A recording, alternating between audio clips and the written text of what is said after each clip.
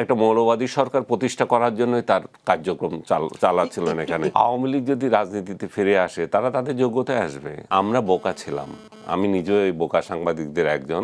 আমার মতো একজন সাংবাদিকের কি ক্ষমতা আছে যে শেখ হাসিনাকে ফিরিয়ে আনা বা আওয়ামী লীগকে ক্ষমতায় ফিরিয়ে আনা? ডক্টর ইউনূস নিজেই বলেছেন যে আমার সমালোচনা করুন, প্রাণ খুলে সমালোচনা করুন। বরং আমরা বোকা ছিলাম, আমি নিজেও এই বোকা সাংবাদিকদের একজন।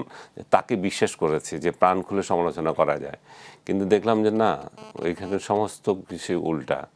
উনি এই প্রাণ খুলে সমালোচনা করার কারণেই আমাকে টার্গেট করলেন এবং আমাকে দলীয় ট্যাগ দেওয়ার চেষ্টা করলেন, যেটা হচ্ছে যে যেহেতু আমি তার সমালোচনা করছি তার মানে হচ্ছে যে এটা আমি আওয়ামী লীগের লোক এবং শেখ হাসিনাকে আওয়ামী লীগকে ফিরিয়ে আনার জন্যই মানে এগুলো করেছে। এখন আওয়ামী লীগ যদি রাজনীতিতে ফিরে আসে তারা তাদের যোগ্যতায় আসবে, জনগণ যদি চায় তারা আসবে। শেখ হাসিনা যদি রাজনীতিতে আসে সে একই কথা প্রযোজ্য হবে। আমার মতো একজন সাংবাদিকের কি ক্ষমতা আছে যে শেখ হাসিনাকে ফিরিয়ে আনা বা আওয়ামী লীগকে ক্ষমতায় ফিরিয়ে আনা? কিন্তু আমার দায়িত্ব কেন হবে? একজন সাংবাদিকের তো দায়িত্ব এটা না। একজন সাংবাদিক তো কোনো একটা রাজনৈতিক দলকে ক্ষমতায় বসানো কিংবা ক্ষমতা থেকে ফেলে দেওয়ার দায়িত্ব পালন করবে না। সে করবে যা ঘটছে সেটা জানাবে, সে সেটাই জানাবে। কিন্তু এই জায়গায় ওনারা ভুল করলেন যে মনে করলেন যে এই এই এই লোককে এটা করছি। কিন্তু বাস্তবতা হচ্ছে যে এই জুলাই যোদ্ধা যদি তারা বলে থাকে যে জুলাই পুরো মাসে আমার কার্যক্রম ছিল এই শেখ হাসিনার।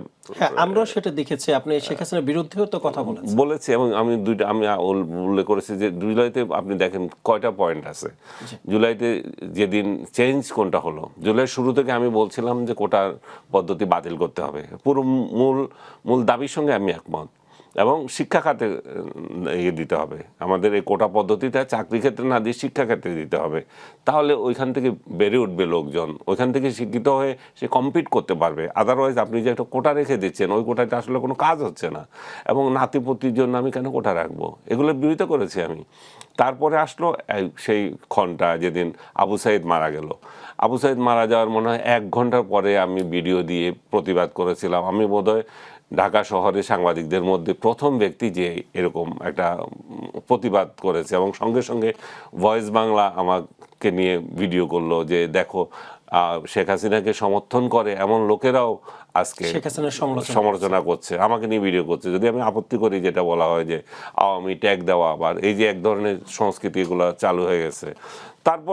তারপরে হলো কি, আমাদের আরেকজন খেয়াল করে থাকেন আমাদের ইয়েদের সমন্বয়কদেরকে ধরে নিয়ে গেল, সেই সময়ও বলা হয়েছে। তারপরে আমি গেল 3 তারিখে আপনার যেদিন পদত্যাগ দাবি করলো তারা শহীদ মিনারে গেল, সেদিনও আমি সমর্থন করলাম এবং শেখ হাসিনাকে বললাম যে এবং এখন সময় হয়েছে আপনি চলে যান। এবং আমার স্ট্যাটাস আসিফ নজরুল পর্যন্ত শেয়ার করেছে, আপনি বুঝেন। তখন আমি জুলাই যোদ্ধা ছিলাম। এরপরে যখন এবং ডক্টর ইউনূস আসার 6 মাস পর্যন্ত আমি একটা শব্দ বলিনি ওনার বিরুদ্ধে, কারণ উনি এমন একটা পরিবেশে এসছেন এবং আমাদের একটা রিকনসিলিয়েশন দরকার, আমাদের একটা দূরদর্শিতা দরকার, দেশটাকে এগিয়ে নেওয়া দরকার। এবং যেই ধরনের 5 আগস্ট থেকে 8 আগস্ট পর্যন্ত বা পরবর্তীতে যে পরিস্থিতি তৈরি হয়েছিল, তাতে আমাদের একটা স্থিতিশীলতা দরকার ছিল।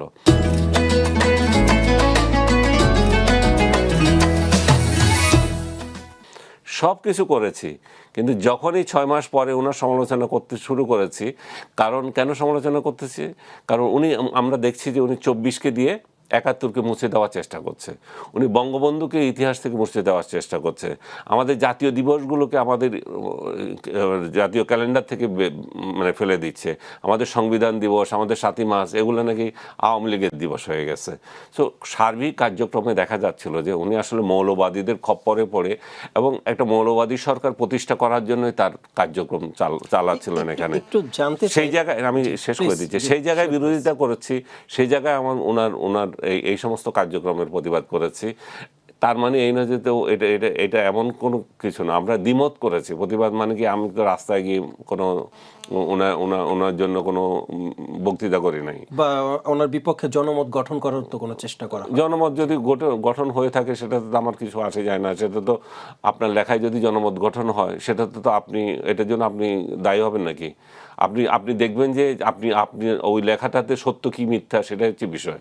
জনমত কোন দিকে গেল সেটা দেখা দায়িত্ব অন্যের, কিন্তু আপনি সত্য বলছেন কিনা সেটা হচ্ছে বিষয়। আমি এই পুরো জুলাই মাস না আজ পর্যন্ত ওনার বিরুদ্ধে এমন কোনো অসত্য তথ্য দিয়েছি কিনা, আমি একটা তথ্যে ওনার প্রেস উইং খুব চটে গিয়েছিল। একটা তথ্য আমার এটা ছিল যে জুলাইতে উনি ক্ষমতায় আসার আগে কয়েকটা ইন্টারন্যাশনাল মিডিয়াকে ওনার প্রোপাগান্ডা টিম যেগুলো পিআর প্রতিষ্ঠান দিয়ে উনি ইন্টারভিউ দিয়েছেন। আপনার মনে আছে কিনা জানি না, 7 সিস্টার নিয়ে উনি মন্তব্য করেছিলেন এনডিটিভির সঙ্গে। এরকম ইন্ডিয়ান মিডিয়াগুলোর সঙ্গে উনি অ্যাপ্রোচ করেছেন এবং তার ইন্টারভিউ তারা নিয়েছে, অনেকে এটা প্রত্যাখ্যান করেছে। ওই প্রেক্ষিতে আমি বলেছিলাম যে উনি কিন্তু এটা করেছেন, এবং শেখ হাসিনার যে ইন্টারভিউগুলো ভেরি রিসেন্টলি ইয়েতে যাচ্ছে সেটাও কিছু কিছু ক্ষেত্রে এই পিআর টিমের কাজ হতে পারে।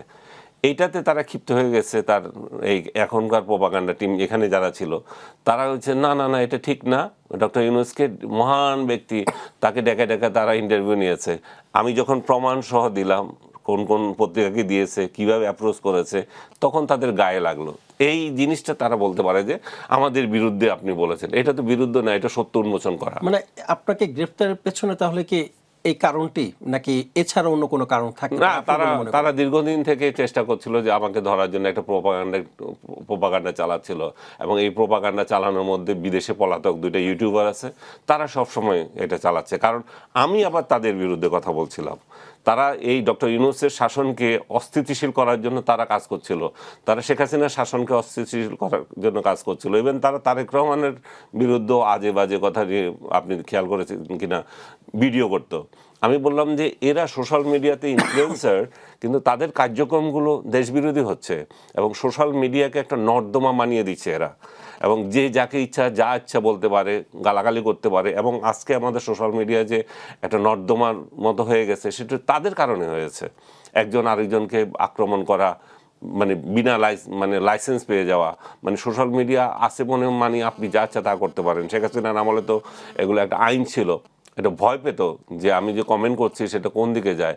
এখন সেই আইনটাকেও খর্ব করে দিয়ে গেছে, এমন এক অবস্থা তৈরি করেছে আপনার বিরুদ্ধে আমি যা ইচ্ছা তা লিখতে পারি, এটা কোনো প্রতিকার মানে নেই। এটা কি স্বাধীনতা, মানে এক ধরনের এটা তো স্বাধীনতা না, মধ্যে পড়ে? এটা স্বাধীনতা পড়ে না। আমি যখন ওই পলাতক 2 ইউটিউবার সম্পর্কে বললাম, তখন ওরা আবার এখানকার তাদের যে চেলাপেলা যারা আছে, যারা বিভিন্ন রাজনৈতিক দলের মধ্যেও আছে, ঢুকছে এখন, তাদেরকে দিয়ে এই সমস্ত প্রপাগান্ডা করালো যে স্বৈরাচারের দোষ, তাকে গ্রেপ্তার করতে হবে।